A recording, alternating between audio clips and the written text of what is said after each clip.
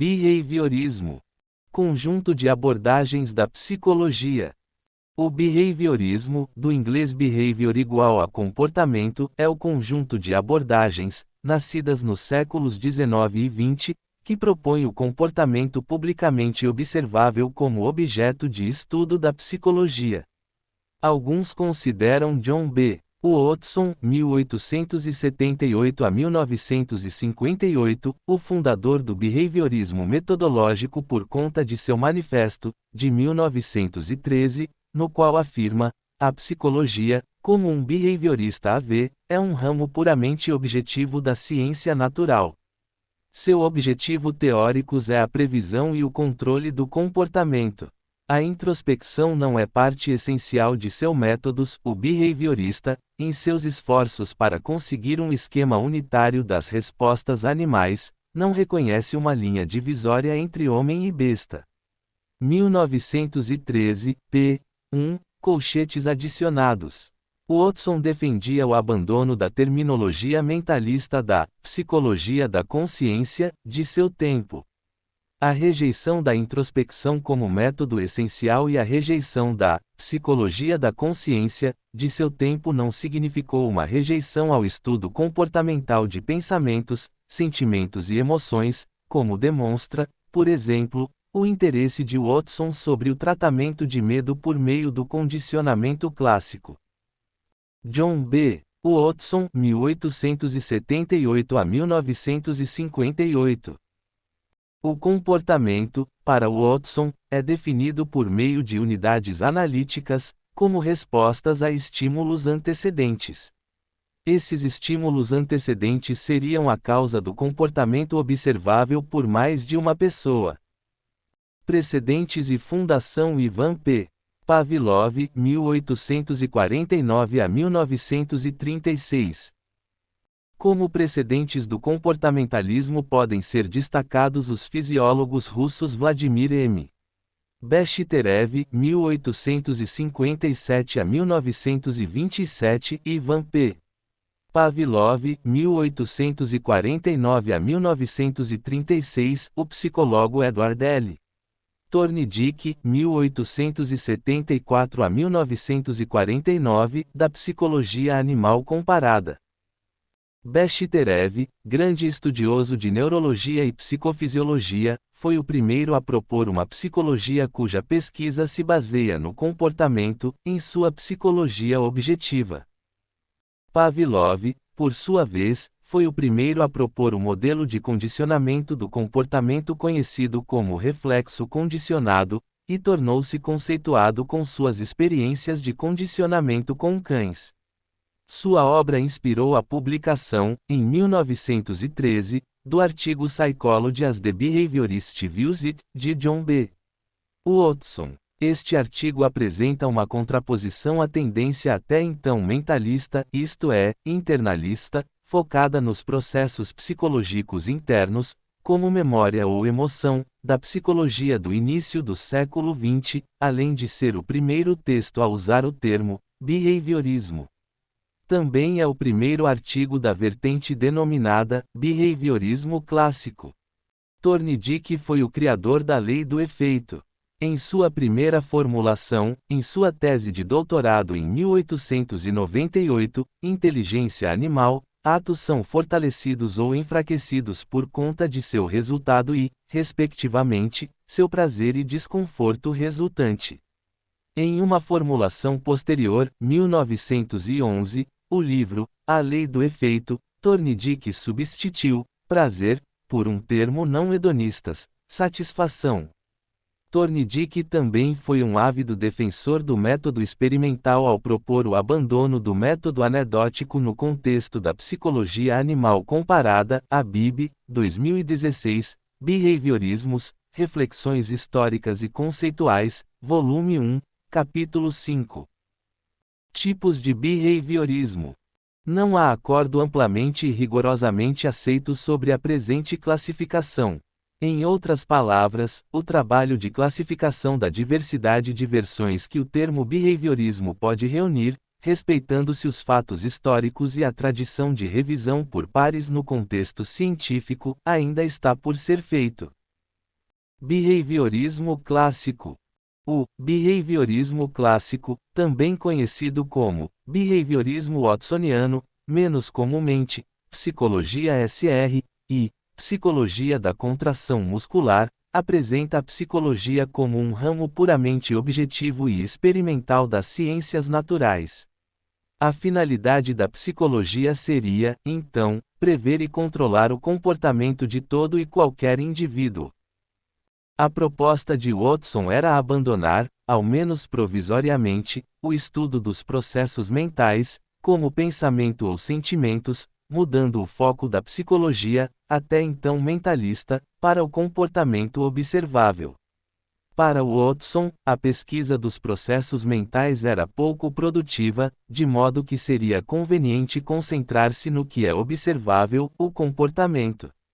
No caso, comportamento seria qualquer mudança observada, em um organismo, que fosse em consequência de algum estímulo ambiental anterior, especialmente alterações nos sistemas glandular e motor.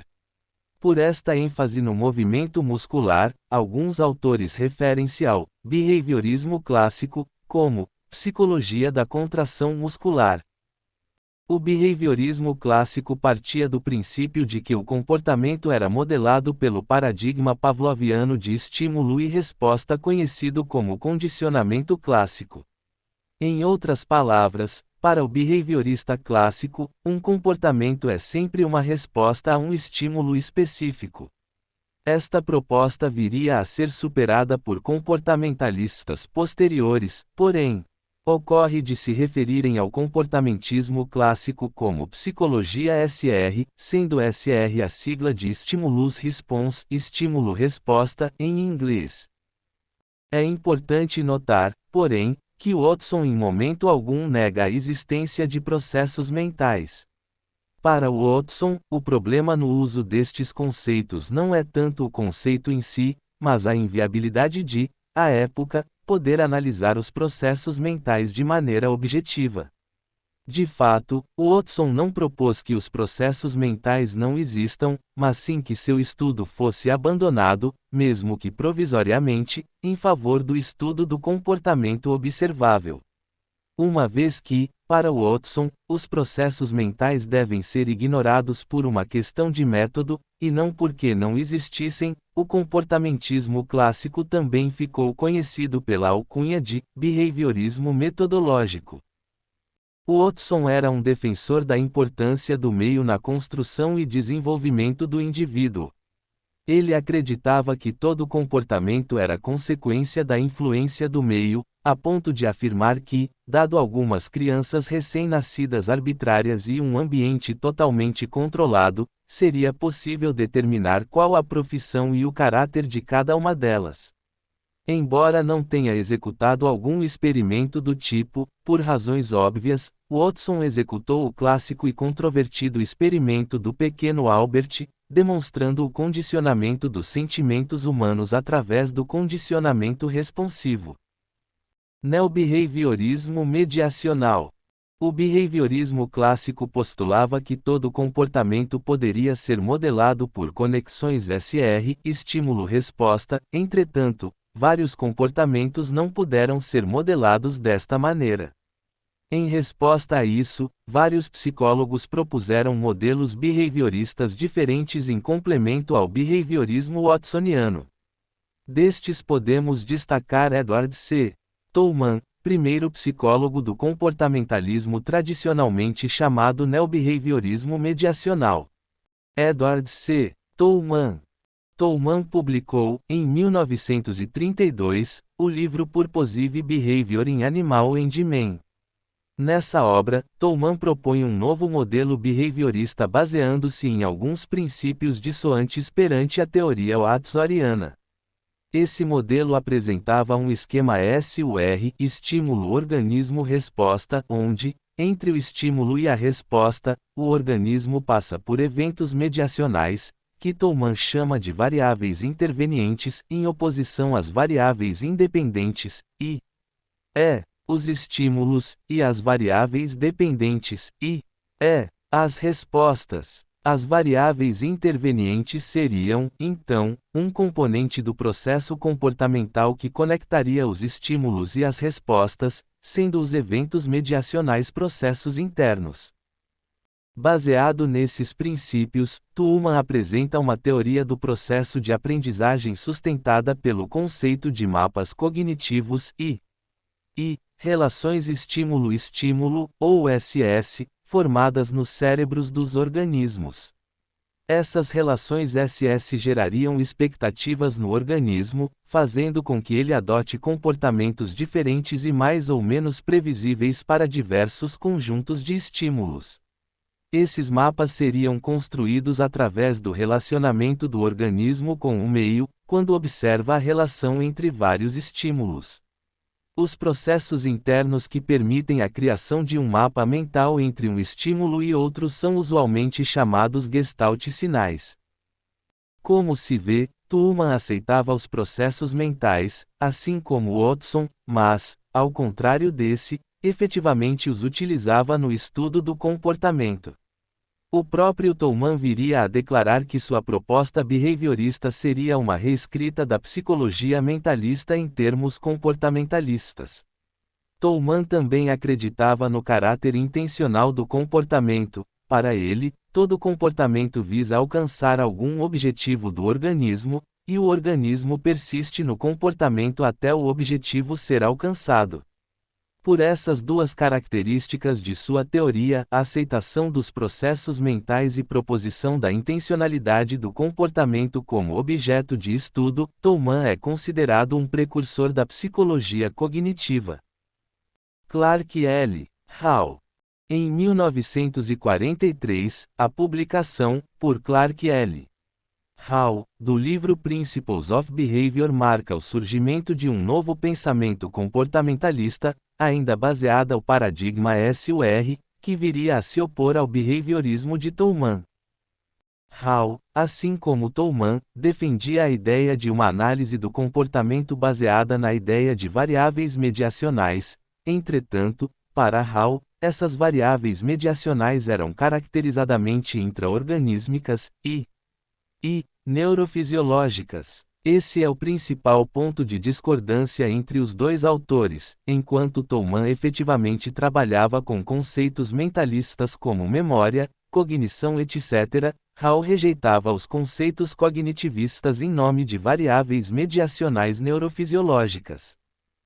Em seus debates, Tolman e Hall evidenciavam dois dos principais aspectos das escolas da análise do comportamento. De um lado, Tolman adotava a abordagem dualista watsoniana, onde o indivíduo é dividido entre corpo e mente, embora assumindo-se que o estudo da mente não possa ser feito diretamente. De outro, Hall, embora mediacionista, adota uma posição monista, onde o organismo é puramente neurofisiológico. Behaviorismo filosófico. O behaviorismo filosófico, também chamado behaviorismo analítico e behaviorismo lógico, defende que a ideia de estado mental, ou disposição mental, é, na verdade, a ideia de disposição comportamental ou tendências comportamentais. Afirmações sobre o que se denomina estados mentais seriam, então, apenas descrições de comportamentos, ou padrões de comportamentos em toda a família romana. Nesta concepção, são analisados os estados mentais intencionais e representativos. Esta linha de pensamento fundamenta-se basicamente nos postulados de Ryle e Wittgenstein. Behaviorismo metodológico. Na literatura científica, os behaviorismos metodológico e radical têm sido comparados não apenas a respeito de suas considerações, ou falta delas, sobre eventos psicológicos privados, mas também a respeito de seus critérios de cientificidade. Como utilizado por Skinner. Como um qualificador de ciência, o termo metodológico foi primeiramente utilizado por B. F. Skinner, em 1945, para se referir à proposta de ciência do comportamento dos positivistas lógicos, ou neopositivistas, que tiveram grande influência nas ideias dos behavioristas norte-americanos da primeira metade do século XX. No artigo The Operational Analysis of Psychological Terms, análise operacional de termos psicológicos, por exemplo, embora não constem referências diretas ao autor, as críticas de Skinner se referiam possivelmente às considerações de Stanley Smith e Stevens, em seu artigo Psychology and the Science of Science, de 1939. The superiority of the behavioral hypothesis is not merely methodological. A superioridade da hipótese behaviorista não é meramente metodológica. Skinner, 1945. O behaviorismo meramente metodológico, de S. Stevens entende o comportamento apenas como respostas públicas dos organismos. A questão da observabilidade é central. Somente eventos diretamente observáveis e replicáveis seriam admitidos para tratamento por uma ciência, inclusive uma ciência do comportamento. Essa admissão decorre apenas por uma questão de acessibilidade, ou seja, não seria possível uma ciência de eventos privados simplesmente por eles serem desta ordem, privados. Essa visão, chamada de behaviorismo meramente metodológico, por Skinner, se distancia de sua visão behaviorista radical que inclui os eventos privados no escopo das ciências do comportamento e a interpretação como método legítimo. Como utilizado por Watson. J.B. Watson nunca utilizou o termo behaviorismo meramente metodológico, tal como B. F. Skinner. Aliás, B. F. Skinner também nunca se referiu a J.B. Watson como um behaviorista meramente metodológico. Note, entretanto, que J.B. Watson tem sido classificado como um behaviorista metodológico por pesquisadores brasileiros, norte-americanos e europeus em um sentido diferente daquele utilizado por Skinner. Tal classificação possivelmente decorreu da decisão de J.B. Watson, em seu Manifesto Behaviorista, de priorizar métodos experimentais não introspectivos ao estudar o comportamento. Behaviorismo radical. Como resposta às correntes internalistas do comportamentalismo e inspirado pelo behaviorismo filosófico, Burrus F. Skinner publicou, em 1953, o livro Science and Human Behavior. A publicação desse livro marca o início da corrente comportamentalista conhecida como behaviorismo radical. O behaviorismo radical foi desenvolvido não como um campo de pesquisa experimental, mas sim uma proposta de filosofia sobre o comportamento humano. As pesquisas experimentais constituem a análise experimental do comportamento, enquanto as aplicações práticas fazem parte da análise aplicada do comportamento. O behaviorismo radical seria uma filosofia da ciência do comportamento. Skinner foi fortemente anti-mentalista, ou seja, considerava não pragmáticas as noções internalistas, entidades mentais, como origem do comportamento, sejam elas entendidas como cognição, ide-ego, superego, inconsciente coletivo, etc., que permeiam as diversas teorias psicológicas existentes. Skinner jamais negou em sua teoria a existência dos processos mentais, eles são entendidos como comportamento, mas afirma ser improdutivo buscar nessas variáveis a origem das ações humanas, ou seja, os eventos mentais não causam o comportamento das pessoas, os eventos mentais são comportamentos e são de natureza física. A análise de um comportamento, seja ele cognitivo, emocional ou motor, deve envolver, além das respostas em questão, o contexto em que ele ocorre e os eventos que seguem as respostas. Tal posição evidentemente opunha-se à visão watsoniana do behaviorismo, pela qual a principal razão para não se estudar fenômenos não fisiológicos seria apenas a limitação do método, não a efetiva inexistência de tais fenômenos de natureza diferente da física. O behaviorismo skinneriano também se opunha aos neobehaviorismos mediacionais, negando a relevância científica de variáveis mediacionais. Para Skinner, o homem é uma entidade única, uniforme, em oposição ao homem, composto, de corpo e mente, ou seja, a visão de homem é a visão monista. Skinner desenvolveu os princípios do condicionamento operante e a sistematização do modelo de seleção por consequências para explicar o comportamento. O condicionamento operante segue o modelo SDR-Senhor, onde um primeiro estímulo SD, dito estímulo discriminativo, aumenta a probabilidade de ocorrência de uma resposta R. A diferença em relação aos paradigmas SR e SUR é que, no modelo SDR-Senhor, o condicionamento ocorre se, após a resposta R, segue-se um estímulo reforçador Senhor, que pode ser um reforço, positivo ou negativo, que estimule o comportamento, aumente sua probabilidade de ocorrência, ou uma punição, positiva ou negativa, que iniba o comportamento em situações semelhantes posteriores. O condicionamento operante difere do condicionamento respondente de Pavlov e Watson porque, no comportamento operante, o comportamento é condicionado não por associação reflexa entre estímulo e resposta, mas sim pela probabilidade de um estímulo se seguir a resposta condicionada. Quando um comportamento é seguido da apresentação de um reforço positivo ou negativo, aquela resposta tem maior probabilidade de se repetir com a mesma função. Do mesmo modo, quando o comportamento é seguido por uma punição, positiva ou negativa, a resposta tem menor probabilidade de ocorrer posteriormente. O behaviorismo radical se propõe a explicar o comportamento animal através do modelo de seleção por consequências. Desse modo, o behaviorismo radical propõe um modelo de condicionamento não linear e probabilístico, em oposição ao modelo linear e reflexo das teorias precedentes do comportamentalismo.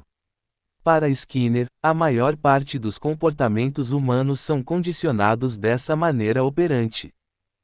Para Skinner, os comportamentos são selecionados através de 3 níveis de seleção. Os componentes da mesma são: nível filogenético, que corresponde aos aspectos biológicos da espécie e da hereditariedade do indivíduo; nível ontogenético, que corresponde a toda a história de vida do indivíduo; nível cultural, os aspectos culturais que influenciam a conduta humana. Através da interação desses 3 níveis, onde nenhum deles possui um status superior a outro, os comportamentos são selecionados. Para Skinner, o ser humano é um ser ativo, que opera no ambiente, provocando modificações nele, modificações essas que retroagem sobre o sujeito, modificando seus padrões comportamentais. Apesar de ter sido e ainda ser bastante criticado, muitos dos preconceitos em relação às ideias de Skinner são, na verdade, fruto do desconhecimento de quem critica. Muitas das críticas feitas ao behaviorismo radical são, na verdade, críticas ao behaviorismo de Watson. Mesmo autores que ficaram amplamente conhecidos por suas críticas, como Chomsky em A Review on Skinner's Verbal Behavior, pouco conheciam acerca da abordagem e, com isso, cometeram diversos erros. A crítica de Chomsky já foi respondida por Kenneth McCorquodale em On Chomsky's Review of Skinner's Verbal Behavior. O behaviorismo skinneriano, representado pela ABAI, Association for Behavior Analysis International, possui cerca de 13.500 membros no mundo inteiro e cresce cerca de 6,5% ao ano. Comportamentologia. A comportamentologia faz referência à ciência do comportamento mantida pelo The International Behaviorology Institute, LTD. TIB. A comportamentologia é a ciência da natureza humana e do comportamento humano. Uma ciência natural de por que o comportamento humano ocorre. Uma ciência natural que ajuda a construir uma sociedade sustentável em tempo hábil. B. F. Skinner se posicionou a respeito de tal ciência ainda em vida. Esse posicionamento pode ser conferido por meio de sua correspondência com o professor J. D. Ullmann. A comportamentologia se apresenta como uma ciência independente da psicologia. A análise do comportamento, diferentemente, se apresenta como uma ciência ou especialidade dentro do campo da psicologia. Relação com o linguagem. Quando Skinner deu uma pausa no trabalho experimental para se concentrar nos fundamentos filosóficos de uma ciência do comportamento, sua atenção se voltou para a linguagem humana com seu livro Comportamento Verbal, 1957 e outras publicações relacionadas à linguagem. Comportamento verbal apresentou um vocabulário e uma teoria para a análise funcional do comportamento verbal e foi fortemente criticado em uma revisão de Noam Chomsky. Skinner não respondeu em detalhes, mas afirmou que Chomsky não conseguiu entender suas ideias e os desentendimentos entre as duas e as teorias envolvidas foram discutidas mais adiante. A hipótese de que algum traço da linguagem seria herdado filogeneticamente se opõe à teoria behaviorista que afirma que a linguagem é um conjunto de hábitos que podem ser adquiridos por meio do condicionamento operante. Segundo alguns, esse processo que os behavioristas definem é um processo muito lento e gentil para explicar um fenômeno tão complicado quanto o aprendizado de línguas. O que era importante para uma análise comportamental do comportamento humano não era a aquisição de linguagem, tanto quanto a interação entre linguagem e comportamento aberto.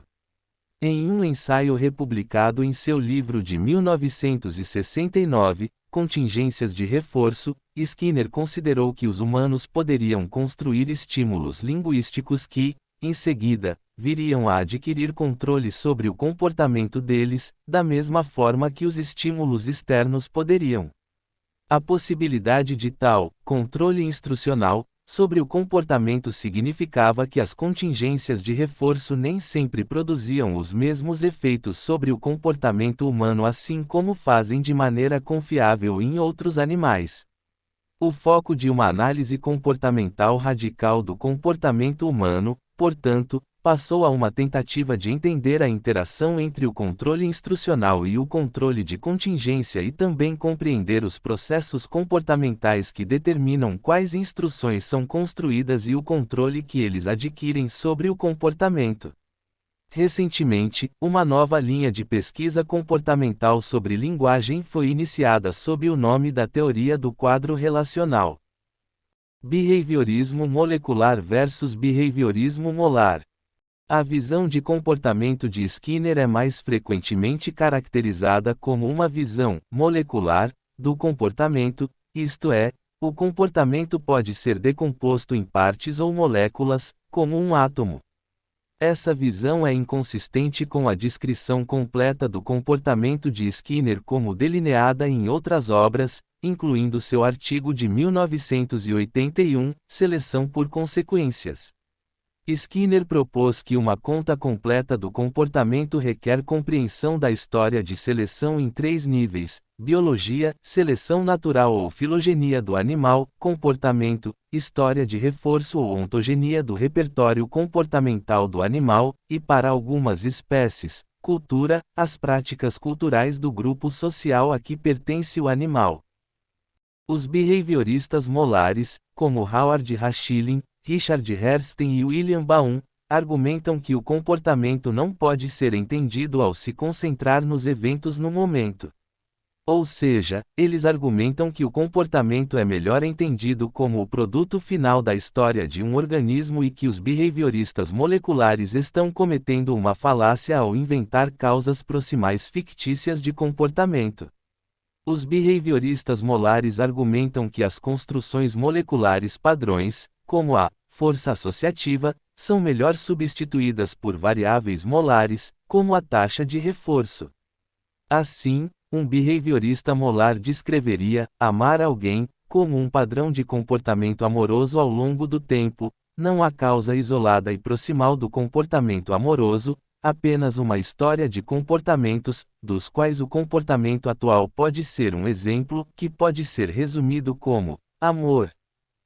Críticas dos filósofos de Stanford, The Metaphysics Research Lab.